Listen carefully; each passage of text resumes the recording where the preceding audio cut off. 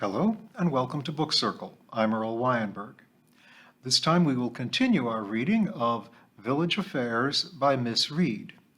Miss Reed has just learned from one of her students, Joseph Coggs, that he too would prefer to stay in Fairacre rather than be sent off to another school if they doesn't want to see this school closed. I told Amy about Joe's disclosure as we continued to sort out Aunt Rosa's effects that afternoon. It seems to me that everyone in Fairacre is taking it for granted that the school is going to close, I said, holding up a pair of vicious-looking corsets with yards of pink lacing hanging from them. Amy took them from me and deposited them on the jumble pile. Well, what do you expect? After all, it affects everybody, and you know what village life is like better than most. If there isn't a real drama going on, then someone will invent one. But nothing has been decided yet. All the more fun. You can make up your own ending, can't you? I suppose you realize that you are the central character? How? I've done nothing. A dispossessed person you'll be. The evicted innocent cast out into the snow, frail, noble, and uncomplaining. The village is dying to rally to your support. That'll be the day. Or maybe you'll be rescued just in time to save you from complete penury by some gallant hero who marries you in Fairacre Church while the children throw rose petals in your path. Lumps of coke, more likely, knowing them. I held up a vest which looked remarkably short. What's this? A Spencer, dear. It's time they came back. You wear it under or over your petticoat in cold weather. A very sensible garment. Put it on my pile. It'll be just the thing for next winter. I did as I was bid. I hope you're wrong, I went on, about village feelings. Lord knows there's enough to keep all the gossip mongers busy at the moment, what with Minnie Pringle's affairs and Mrs. Pringle's spasmodic dieting and talk of Dr. Martin retiring at last, and Mr. Lamb's brother and his family coming over from America very soon, and the mystery of 2 dead rats in the rainwater butt outside the vestry door. Amy broke into a peal of laughter and sat down on the side of the bed, clutching a black velvet evening cape to her ribs. Heaven knows how you do go on in Fairacre, she managed to gasp. No wonder you don't want to leave with all that happening around you. But mark my words, there will still be time left to attend to you and your affairs, even if they don't compare to 2 dead rats in the vestry rainwater butt. She shook out the velvet cape and studied it with her head on one side. For bridge parties, should you think? For the jumble pile, I told her. And for once, she obeyed. A few days later, I set off for a short holiday in East Anglia, staying with friends and revisiting on my way to Norfolk the little resort of Walton-on-Naze, where I had stayed as a child with my grandparents.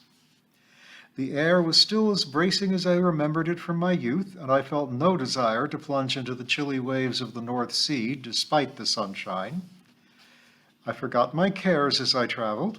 It was a relief to leave all the gossipers to get on with their tongue-wagging, and wonderful not to have to guard my own conversation.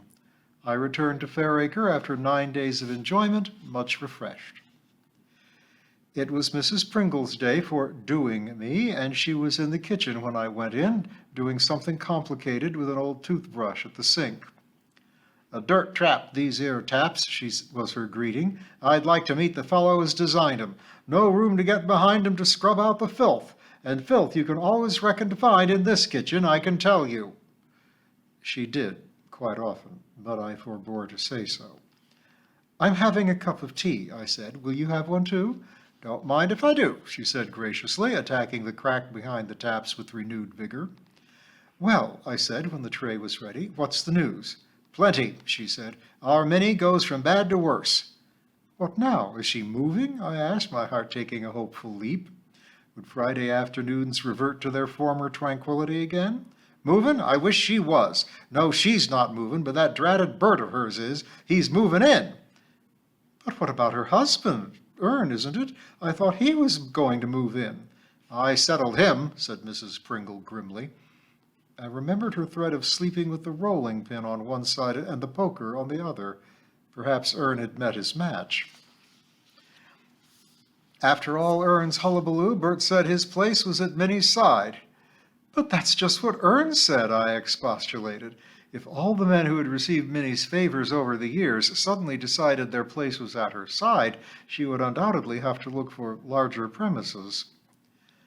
Mrs. Pringle blew heavily upon her tea, creating a miniature storm in the cup. Well, Bert's not a bad chap, although no better than he should be, of course, when it comes to Minnie, and no doubt he could settle Ern's hash if he comes back in a fighting mood. So he's gone to live with our Min, in the spare room, of course, she added austerely. A lodger. A paying guest, corrected Mrs. Pringle. £5 a week, all found. I was musing on the expression all found when Mrs. Pringle casually threw in her bombshell. So maybe she won't need to do as much cleaning work now. I'll find out if she wants to give you up for one, shall I? Yes, please, I said fervently. I poured Mrs. Pringle a second cup. My feelings toward Bert the philanderer, whose relationship with Minnie I had hitherto deplored, became suddenly much warmer. When it comes down to brass tacks, Minnie's moral welfare versus my self-preservation, the latter one hands down. As always, the holidays rushed by at twice the speed of term time, reminding me of vague wisps of Einstein's theory of relativity, which was once explained to me at Cambridge and involved something to do with Wordsworth's Ode to Intimations of Immortality from Recollections of Early Childhood. I may have taken in 1/100th of the explanation at the time, but I now remember nothing clearly except the fact that things are not what they seem. Certainly this time business is purely relative, and I give Einstein points for that. Hilary Norman was there in the infant's room, looking remarkably fresh and competent on her first morning, in a pale blue denim trouser suit.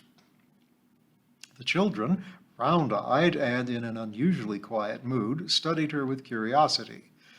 I don't think they can ever have had quite such a young teacher before, and they were enchanted.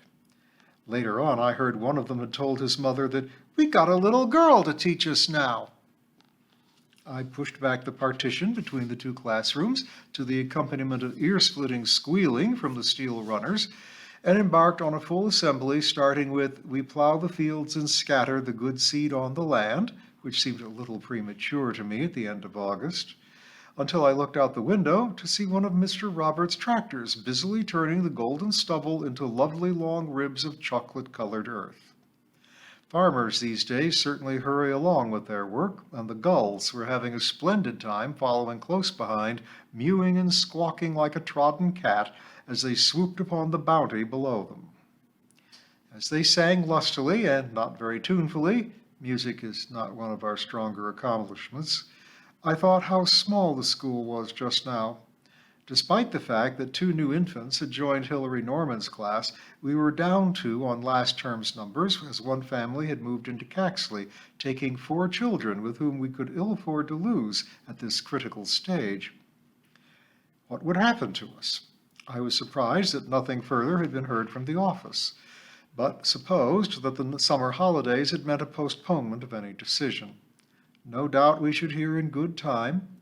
It seemed that the general feeling was that closure was inevitable. Far better to know the worst than to hang on like this in horrible suspense.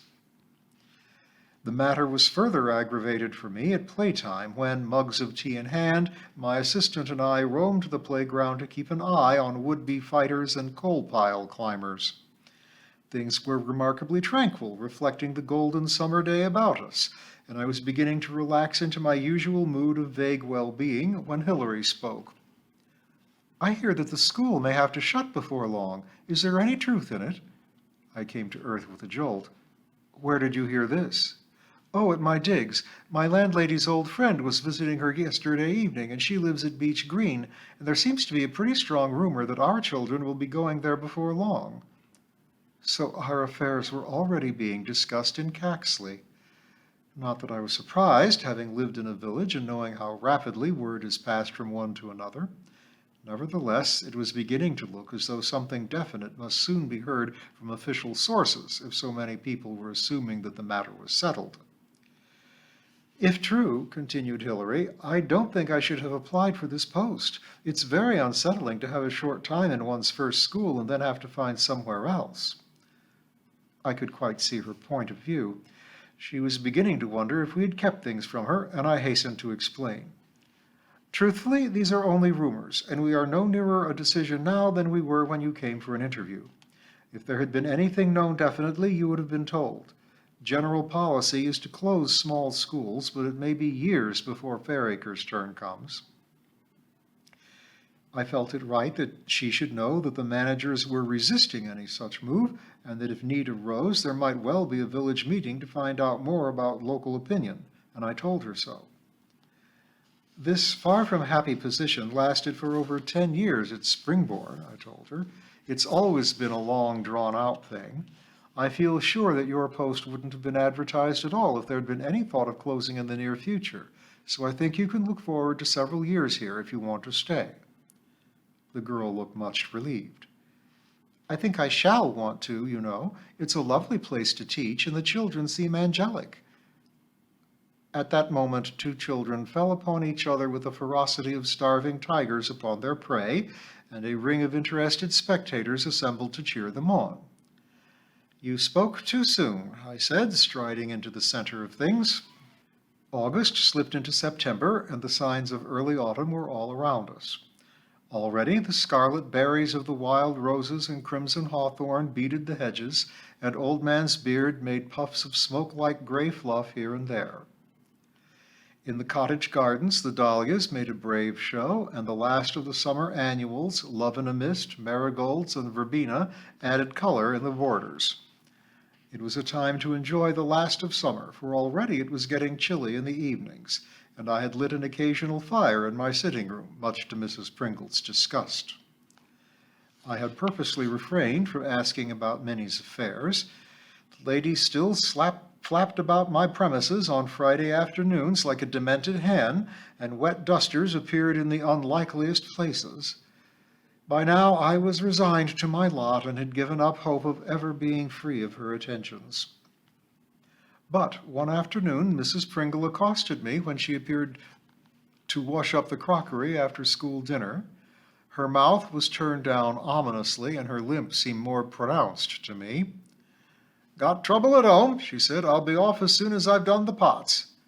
"What is it? Not Minnie again?" She nodded portentously, like a Chinese mandarin at his most impressive. "Ah, Minnie it is. That girl and them kids of hers comes up to my place just now because Ern's arrived." "Where, at Springborn?" "That's right. She left him cooking sausages and chips. I must say he had the decency to bring the sausages with him. Probably knew our Minnie wouldn't have nothing worth eating in the house. Strikes me they live on cornflakes." "Is she staying with you?" "She better not. She knows my feelings on the matter. I told her to clear off home, but she won't take a hint, that girl." Some hint, I thought, but Mrs. Pringle was in full spate, and I was obliged to listen to the unedifying tale. "She seems scared stiff of that fellow, and I reckons when Bert turns up after work there'll be a proper set-to atween 'em. Well, I told her straight, the house is in your name now. You pays the rent to the council, so your place is inside it. After all, that Ern, or Bert for that matter, is no more than paying guests, only they don't pay. And if Minnie would only stand her ground, she could get rid of both of them." "But will she?" I managed to slip in as Mrs. Pringle drew breath. "You may well ask," said Mrs. Pringle, unrolling a flowered overall and donning it ready for her session at the sink. "Sometimes I wonders," she went on, "if our Minnie is quite right in the head. I really do." I could have told her, but common civility kept me silent. Part 3. Fate Lends a Hand. Chapter 15. Two Ladies in Trouble. August is one of the loveliest times in Fairacre. We are not as wooded as Beech Green, but small copses at the foot of the downs turn to bronze and gold as soon as the first frosts come, and the tall elm trees near the school send their lemon-yellow leaves fluttering down. A few sturdy oak trees rise from the neighboring hedges, and these are the last to turn, but when they do, usually sometime in November, their color is superb. Now the children arrive with poisonous-looking toadstools for the nature table, and sprays of blackberries, mostly hard and red fruits remaining, as the juicy black ones have vanished down the throats of the young on the way. We do well for nuts, too, in this area, and walnuts from cottage gardens, sweet chestnuts and beech nuts from the woods, and hazelnuts from the hedgerows also find their way to school. Horse chestnuts, of course, are put to more vigorous use, and the strings of conkers lie coiled on the long desk at the side of the classroom, awaiting their owners at playtime. This year, we were lucky enough to have a sunny October, with those peculiarly clear skies of autumn which show up the glory of the blazing leaves. We took a great many nature walks, watching the flocks of rooks stabbing the newly plowed furrows for worms and leather jackets, and noting the starlings, excited and chattering as they wheeled around the sky, the flock getting larger and larger until the great day came to set off. The swallows had already gone. For weeks past, they had perched upon telegraph wires in the village, preening themselves and twittering noisily, preparing for their flight of thousands of miles to warmer sunshine than Fairacre could provide. In village gardens, the first bonfires of winter were appearing, and the wreaths of blue smoke scented the air with the true essence of autumn. Mr. Willett was already planning where to plant his broad beans. "You can't beat Aqua Dulce Long Pod for planting in November," he assured me. "A good sturdy grower, and it beats that blighted black fly if it gets a fair start." The holiday makers were back from exotic climes and comparing notes on the beauties of Spain and Italy and the price of a cup of coffee in Paris and St. Mark's Square, Venice. These people, of course, were the more leisured among us. Most of us had taken our breaks, if any, in July or August, ready for the new school year. I was invited to a cheese and wine party at the Mons. Proceeds were to go to the Royal Society for the Protection of Birds, of which both Mons were strong supporters. As the house is a lovely Queen Anne specimen and the furniture is a joy to behold, I walked along the village that evening with more than usual pleasure. The older I get, the less I want to leave my own home in the evenings, particularly bleak winter ones. But it was pleasant to stroll through the gentle darkness, catching sight of the various village cats setting off on their hunting expeditions, and savoring the whiff of bonfires still hanging upon the quiet air. The house was ablaze with lights, and more than a dozen cars were lined up in the drive. I was glad I had not brought mine to add to the congestion. Far too often I have been the poor wretch penned in behind some glossy monster whose owners always seem to be the last to leave. The village seemed to have turned out in force, and I was soon going the rounds, glass in hand, meeting Mary and Margaret Waters, two elderly spinsters of whom I am very fond, the Lambs from the post office with Mr. Lamb's brother from America and his wife, the Hales from Tyler's Row, a comparative newcomer, Miss Quinn and her landlady Joan Benson, and a host of others. Mrs. Maughan, resplendent in black and gold, introduced me to a middle-aged man called Cecil Richards. "A fellow ornithologist of Henry's," explained Mrs. Maughan. "Well, more than that, really. Cecil here has just had a book published. About fishing, isn't it?"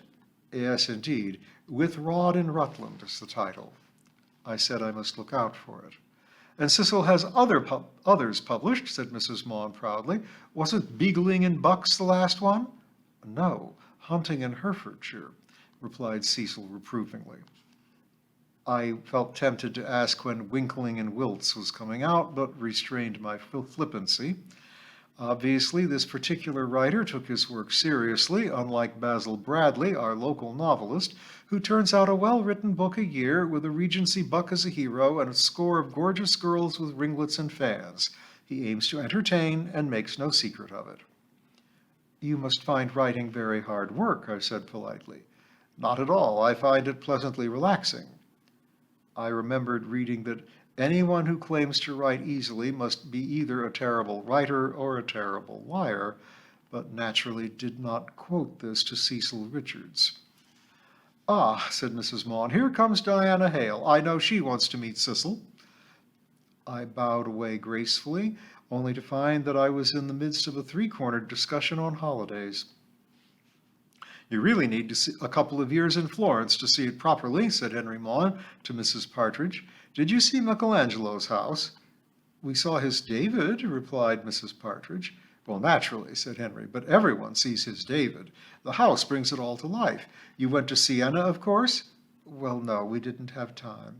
Siena is a must, said Joan Benson. I think I really enjoyed Siena more than Florence itself. Those beautiful Duccios in the museum by Duomo. You really should have gone to Siena. I found the leather school at the Santa Croce one of the most interesting things, continued Henry. I bought this wallet there. He fished in a back pocket, juggling decorously with his wine glass, and produced a wallet worn with age. Lovely, agreed Mrs. Partridge. I bought a handbag on the Ponte Vecchio. On the Ponte Vecchio? Echoed Henry with horror. My dear lady, you must have been mad to buy anything there. You can get the same thing much cheaper in those nice shops near the Bargallo. I was beginning to feel very sorry for poor Mrs. Partridge, being batted between two Florence snobs. Henry suddenly became conscious of my presence. And where did you go this year? He asked. Clacton, I said, and was rewarded with Mrs. Partridge's smile. We'll continue our way through autumn at Fairacre next time.